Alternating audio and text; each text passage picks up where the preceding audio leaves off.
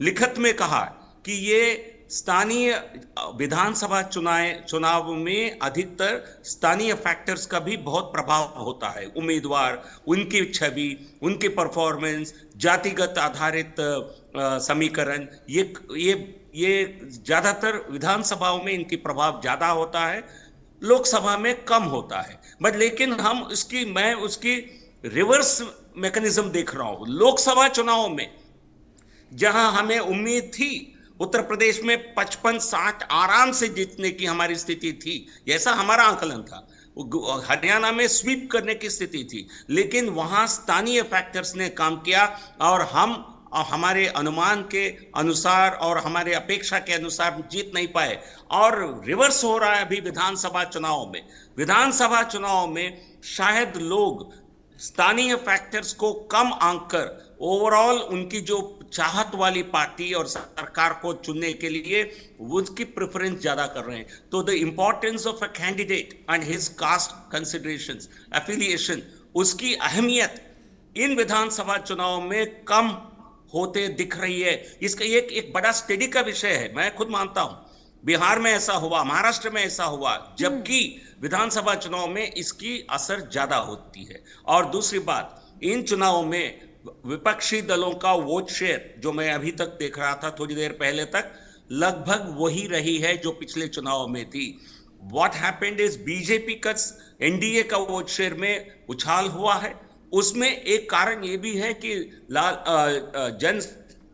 LJP, Chirag Paswan वाली party हमारे साथ नहीं थी पिछली बार। वो उनको 5.5% वोट पिछले बार चुनाव, अबाउट 5.5% वोट मिला था, वो हमारे वोट शेयर में ऐड हुआ है।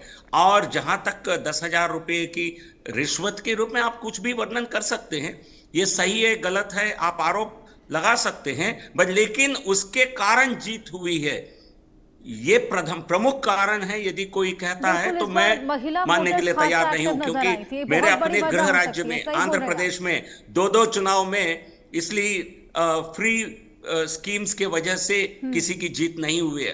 पिछली वाईसीपी की सरकार ने हर परिवार को लगभग 1.25 लाख 1.5 लाख रुपए दिया है, और हर साल दिया है 5 सालों में, फिर भी चुनाव हार गए। उसके पहले टीडीपी की सरकार थी, उसने टीडीपी की सरकार ने चुनाव के ऐन मोमेंट पर, चुनावों के दौरान 10,000 रुपए हर महिला को दिया था, लेकिन चुनाव नहीं जीत पाए 2019 में। लेकिन इसके लिए कोई साइंटिफिक आधार नहीं है, जो अनुभव के आधार पर मैं अपना जो ऑब्जर्वेशंस आपके सामने रख रहा हूं, ये एक फैक्टर हो सकता है, बट लेकिन यही फैक्टर था, मेन फैक्टर था। ये बिल्कुल कहना गलत है।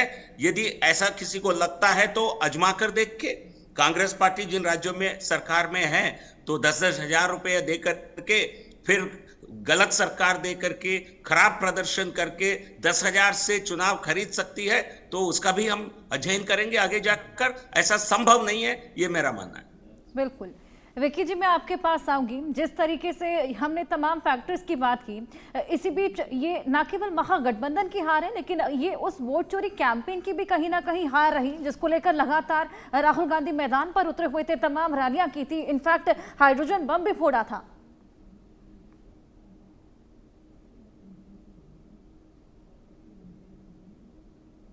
ये आपका प्रश्न मुझसे है? जी विक्की जी, विक्की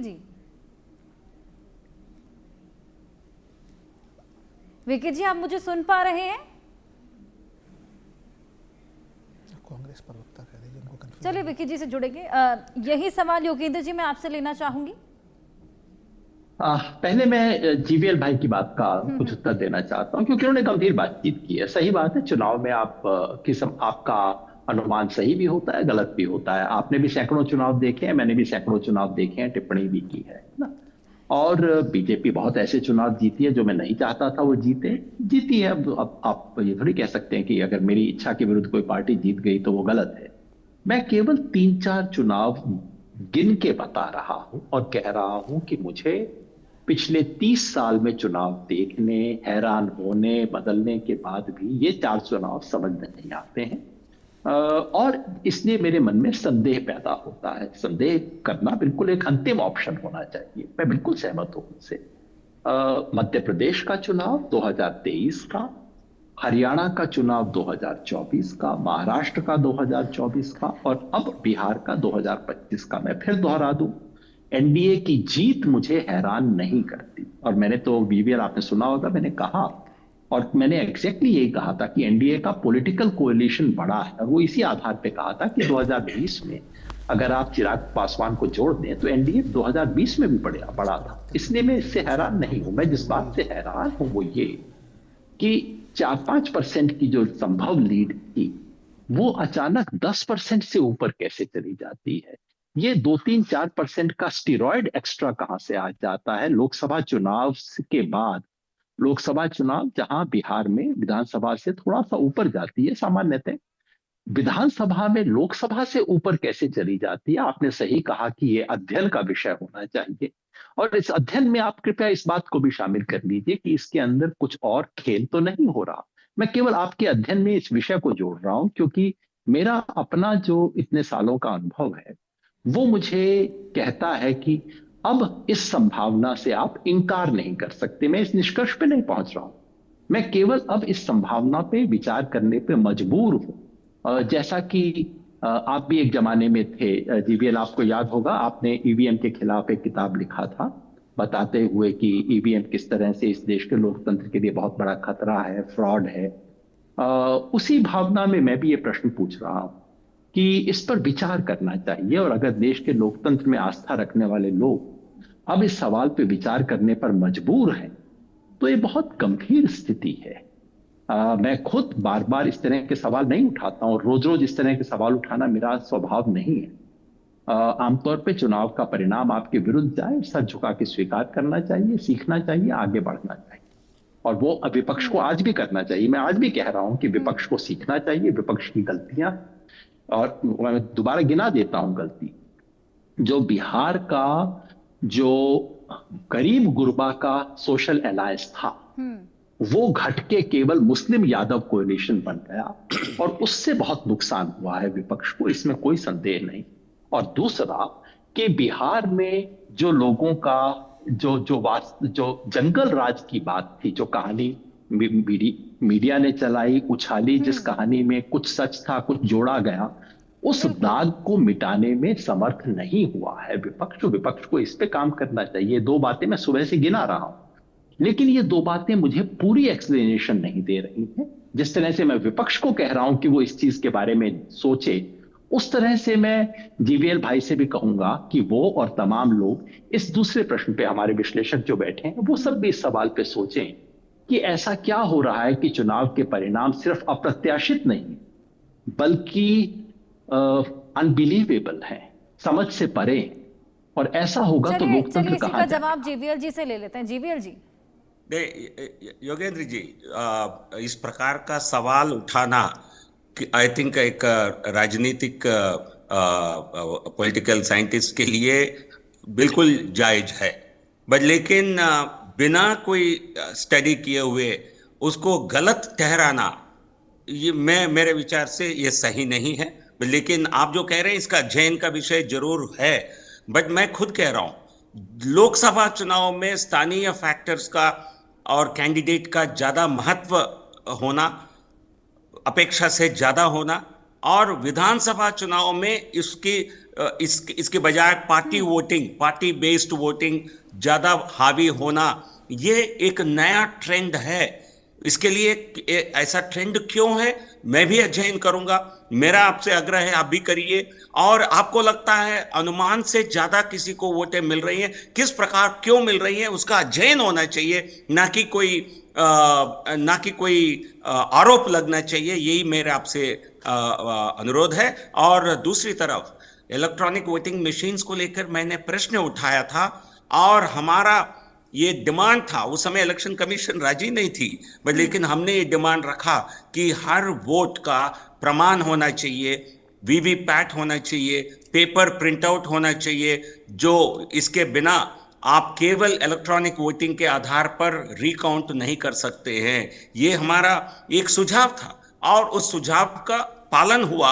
ये इसलिए मैंने जो भी क्रिटिक किया उसके बेहतरी करने के लिए हमने प्रयास किया है वो प्रयास सफल हुआ, इस बात को लेकर मुझे खुशी है। आपके मन में जहन में प्रश्न है, जरूर उठाइए, किस प्रकार उसका अध्ययन होना चाहिए खुद आप तय कर लीजिए, बट लेकिन बिना किसी प्रकार का अध्ययन आरोप लगाना मुझे लगता है लोग के जहन में अननेसेसरली उनके मन में संदेह पैदा करने वाली प्रयास होगा और उसका बहुत ज्यादा उपयोग भी नहीं होगा। जो इन चुनावों में हमने देखा है, वोट चोरी के नाम पर जो यात्रा निकाला गया, बखूबी इसकी बहुत अच्छी मीडिया कवरेज मिली है, बट लेकिन जनता ने जिस प्रकार कांग्रेस को इस चुनाव में नकारा, इससे स्पष्ट हो जाता है कि खुद उनके समर्थक भी इस विषय को लेकर वो सीरियसली नहीं ले रहे थे। इसको केवल एक राजनीतिक प्रचार के रूप में लिया है। बिल्कुल, फैक्टर्स खैर तमाम रहे और उसी का इम्पैक्ट देखने को मिला है आंकड़ों पर। अध्ययन देखिए चलता रहेगा। फिलहाल चैलेंजेस तमाम हैं क्योंकि अभी तो फिलहाल जीत हुई है, लेकिन जो तमाम वायदे किए गए हैं उनको किस तरीके से पूरा किया जाएगा, और एक बेहद बड़ा सस्पेंस जो लगातार बरकरार, आखिर बिहार का नया सीएम कौन होने वाला है, उसको लेकर भी बातचीत करेंगे। लेकिन फिलहाल जीवीएल जी और योगेंद्र जी, बहुत शुक्रिया आपका हमारे साथ जुड़कर ये तमाम इनसाइट शेयर करने के लिए। और अब राहुल जी और विक्रम जी लगातार मेरे साथ बने हुए हैं। विक्रम जी, मैं आपके पास आऊंगी। कांग्रेस कहीं ना कहीं महागठबंधन की सबसे कमजोर कड़ी रही, लगातार ये बात अब विपक्ष की ओर से बोली जा रही है। इसको किस तरीके से आप क्लैरिफाई करेंगे, क्योंकि देखिए कांग्रेस की ओर से हालांकि चुनाव प्रचार खूब किया गया, प्रियंका गांधी, राहुल गांधी लगातार वो जो बम फोड़ते हुए आए थे, तमाम सबूत यहाँ पर पेश किए थे, लेकिन कहीं ना कहीं मुद्दा जरूर भटका है बिहार के चुनाव का। निश्चित तौर पे हर्षा जी, जिस प्रकार से कांग्रेस पार्टी ने एक मजबूती से चुनाव लड़ा और जिस प्रकार से कांग्रेस पार्टी ने जनता के मुद्दों को समझने का काम किया, उनकी पीड़ा को, उनके दर्द को समझने का काम किया। हम सरकार के खिलाफ लड़ रहे थे, हम एक प्रशासन, एक ऐसे सिस्टम के खिलाफ लड़ रहे थे जो बहुत धन बल का इस्तेमाल करके विपक्ष को कमजोर करने का काम कर रहे थे। आज देश की जनता, बिहार की जनता, दिल्ली की जनता जानती है कि अगर कोई उनके मुद्दों के लिए लड़ रहा है तो वो कांग्रेस पार्टी, हमारा नेता राहुल गांधी जी लड़ रहे हैं। आज राहुल गांधी जी की बात पे लोगों ने विश्वास कितना किया, कितना नहीं किया, आप खुद देख सकती हैं कि जब वीवीपैट के जब पोस्टल बैलेट की गिनती हुई तो कांग्रेस पार्टी, महागठबंधन आगे चल रहा था, लेकिन जब ईवीएम की गिनती शुरू तो हम पीछे हो गए। तो मैं कहना चाहता हूं कि कई सारे ऐसे मुद्दे हैं जिन पे चर्चा और गंभीरता से विचार करने की बहुत जरूरत है। आज इलेक्शन कमीशन को भी बधाई देना चाहूंगा कि बिहार में भाजपा की जीत हुई है, जिसमें उनका एक अहम रोल है। मैं आपसे कहना चाहता हूं कि इतनी बड़ी जीत, इतनी बड़ी विक्ट्री, इस सरकार ने ऐसा कोई काम नहीं किया। मोदी जी खुद स्वयं कह रहे थे कि मैं 30 घोटालों की लिस्ट गिना रहे थे। बिहार में फिर से एनडीए की जन जन का प्यार। तो अब ये उनको सोचना है कि क्यों वो लोग बीजेपी को नहीं रोक पा रहे। अगर आप ये समझते कि मुझे गाली देके, मुझ पर पत्थर मारकर, मुझ पर उंगलियां उठाकर, मुझे कुछ बोलकर आपका गम हल्का हो जाता है तो बी माई गेस्ट। मगर अगर आप वाकई में कुछ कोर्स करेक्शन करना चाह रहे, अब जैसा मैं सुना अखिलेश यादव का स्टेटमेंट आया, उन्होंने बोले एसआईआर की वजह से, कब तक आप एसआईआर ईवीएम के ऊपर बकवास बात करेंगे? छोड़िए इसको, आप देखिए आपकी कमजोरी कहां है।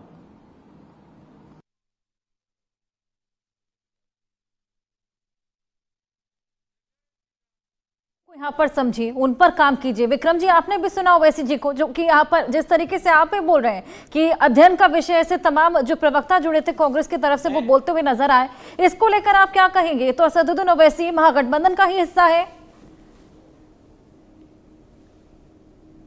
देखिए, मैं आपको कहना चाहता हूं कि मैं अपनी पार्टी का पक्ष रखूंगा, अपने विचारों को व्यक्त करूंगा।